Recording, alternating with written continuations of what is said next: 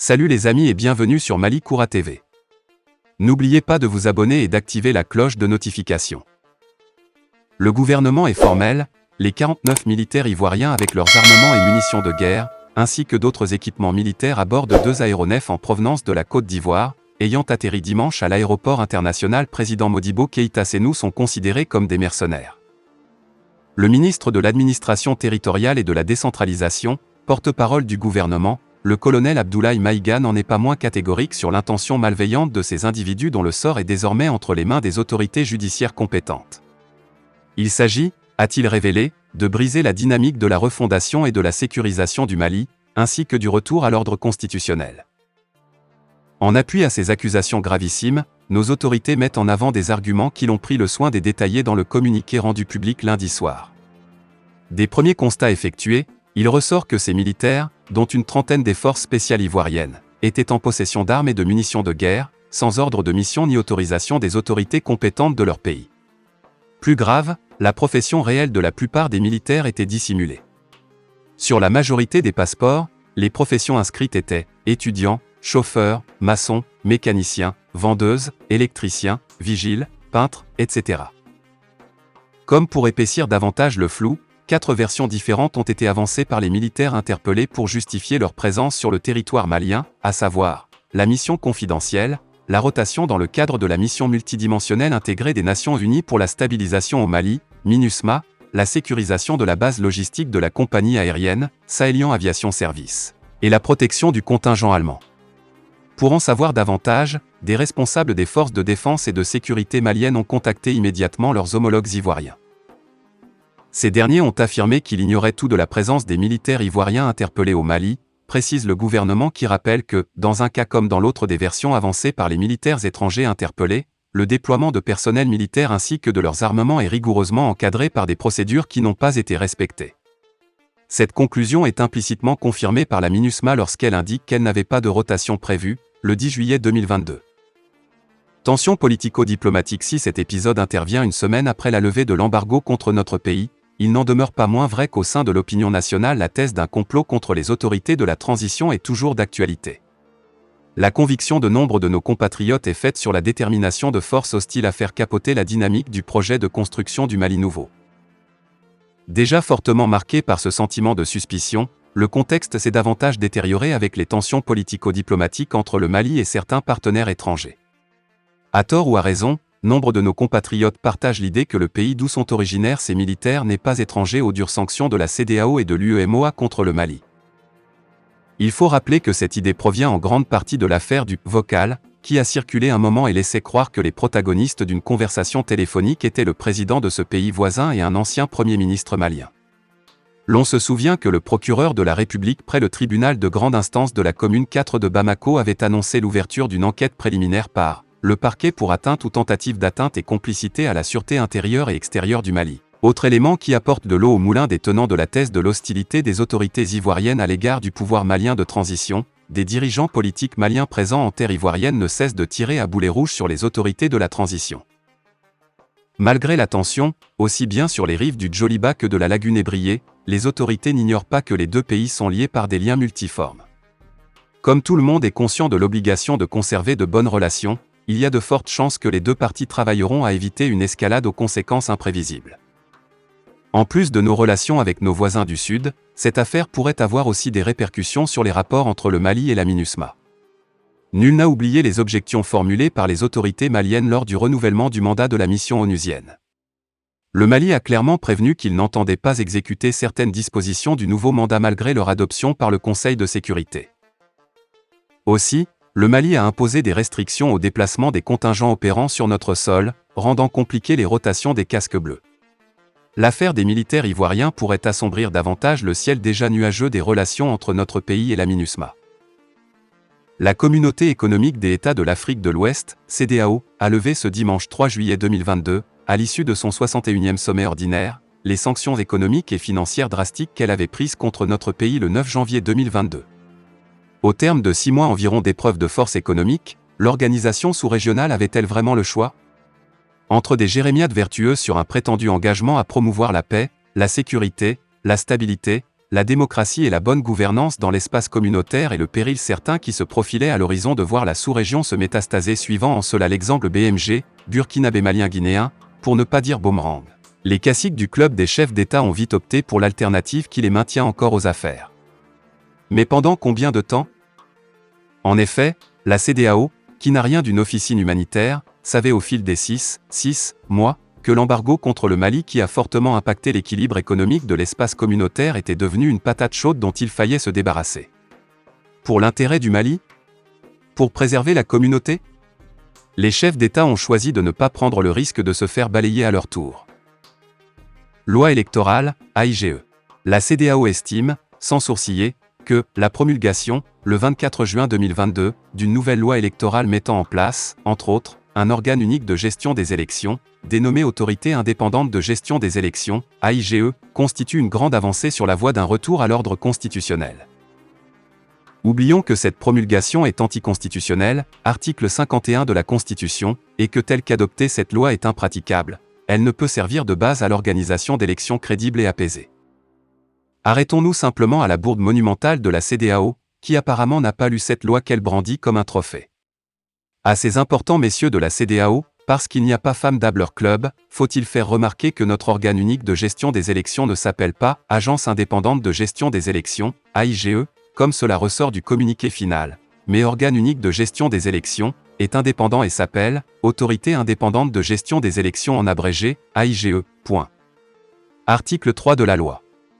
Entre « agence » et « autorité », il y a une mer à boire. Mais la CEDEAO nous a laissé sur notre faim quant à la rigueur. Délai de transition. Le nœud gordien du problème entre les responsables de la Communauté économique des États de l'Afrique de l'Ouest, CEDEAO, et les autorités de notre pays portait bien sur la durée de la transition. La CEDEAO fait bon cœur contre mauvaise fortune et feint d'oublier qu'elle n'était pas d'accord avec la publication du décret numéro 2022-0335/PTRM du 6 juin 2022 qui avait fixé à 24 mois pour compter du 26 mars 2022 conformément à la loi numéro 2022-001 du 25 février 2022 portant révision de la charte de la transition qui dit en son article 22 nouveau que « la durée de la transition est fixée conformément aux recommandations des Assises nationales de la refondation ». La transition prend fin avec l'élection présidentielle organisée par les autorités de la transition, la prestation de serment et la passation des charges au nouveau président élu. L'amnésique CEDEAO dans son communiqué final du sommet tenu le dimanche 3 juillet 2022 dit prendre note du calendrier de la transition soumis par les autorités de la transition qui donne une durée de 24 mois à compter du 29 mars 2022. Ce chronogramme détaille les différentes étapes devant conduire aux élections et au rétablissement d'un régime civil, notamment la réforme constitutionnelle. Or, l'article 1er de ce décret 0335/PTRM du 6 juin 2022 fixant la durée de la transition à 24 mois, précise bien que c'est pour compter du 26 mars 2022, et non du 29 mars, comme cela ressort du communiqué dont la version française a 24 heures dans le circuit avant d'être diffusée.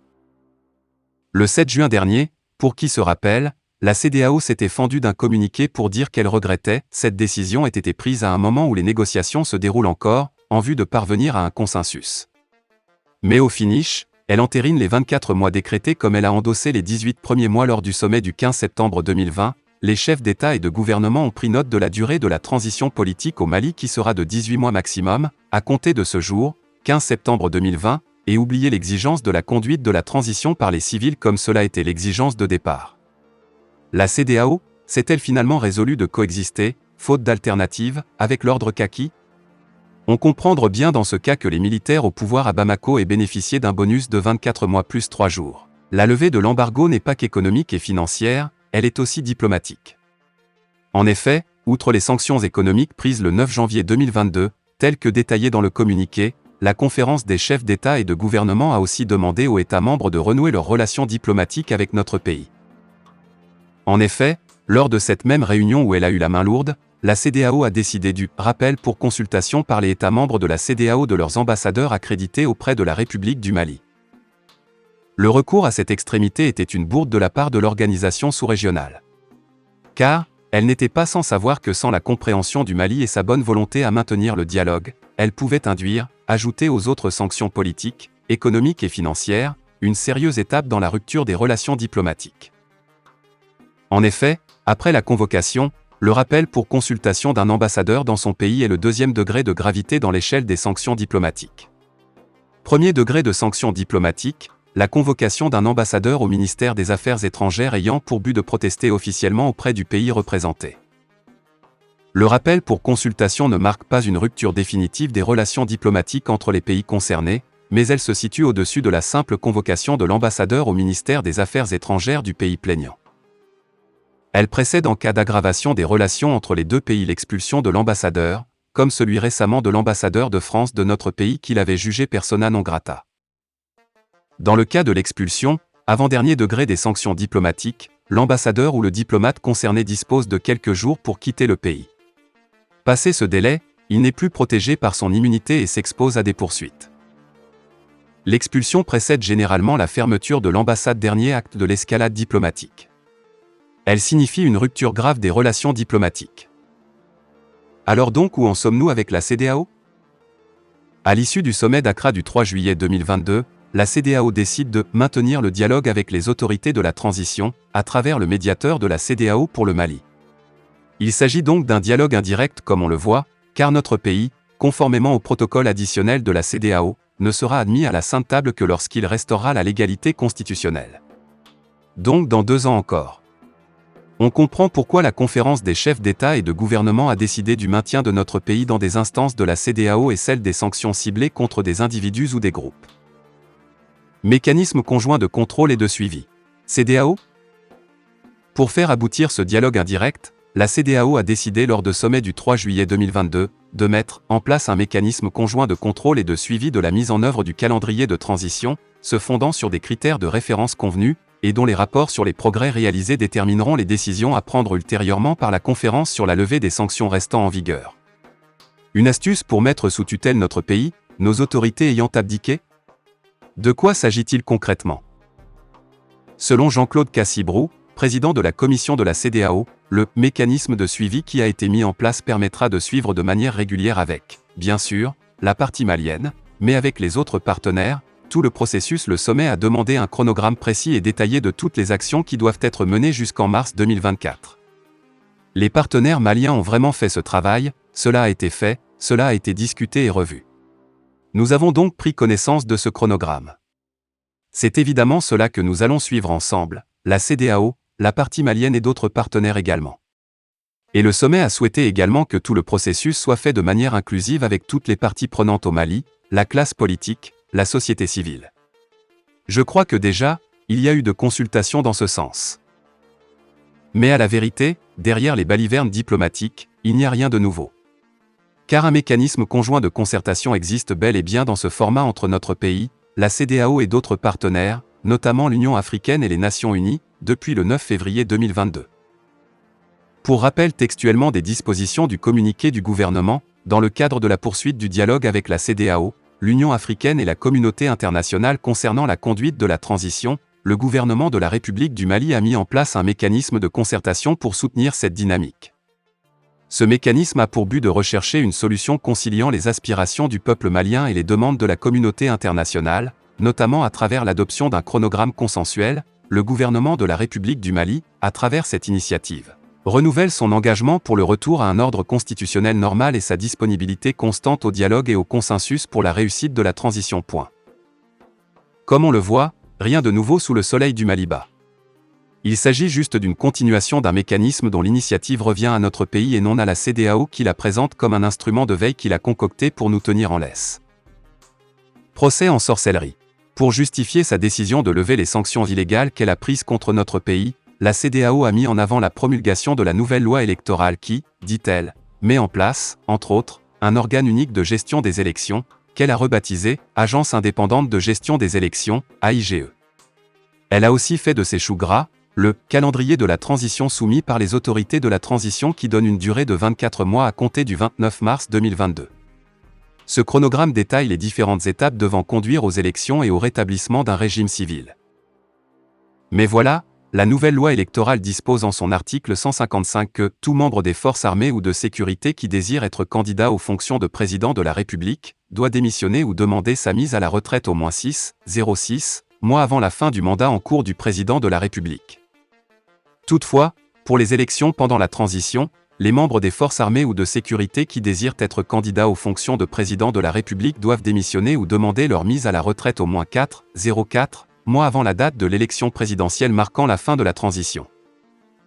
Pour le CEDEAO, il y a anguille sous roche, pour ne pas dire un boulevard devant le colonel Assimi pour rempiler en 2024. Aussi, s'empresse-t-elle de réaffirmer que, conformément au paragraphe 25 de la Charte de l'Union africaine, aux engagements pris devant la CEDEAO par les autorités de la transition et à la Charte de la transition, aucune autorité de la transition ne pourra participer aux élections devant conduire au retour à l'ordre constitutionnel. Pourquoi tant de panique? Pourquoi tant d'ostracisme envers les autorités de la transition? Pourquoi la CEDEAO douterait-elle de la parole d'honneur des autorités maliennes? Pourquoi douterait-elle des engagements pris par nos autorités devant elle et consignés dans notre Charte de la transition? L'article 9 de la Charte de la transition, loi numéro 2022-0001 du 25 février 2022 portant révision de la Charte de la transition, dispose de manière claire et sans équivoque que le président de la transition n'est pas éligible aux élections présidentielles et législatives qui seront organisées pour marquer la fin de la transition. La présente disposition n'est pas susceptible de révision. N'est-ce pas là un procès en sorcellerie intenté à Assimi Goïta et aux autres colonels? Il faut se faire confiance. La loi électorale telle que vous l'accusez existe dans pratiquement tous les pays. Les lois électorales dans la plupart de nos pays disent clairement que les hommes en uniforme, s'ils veulent se présenter à une élection, ils doivent démissionner à une certaine période avant de se présenter. Maintenant, il faut regarder ce qu'il y a dans la Charte de la transition. La charte est très claire, estime Jean-Claude Cassibrou, président de la commission de la CEDEAO. Fin de la vidéo, merci pour votre attention.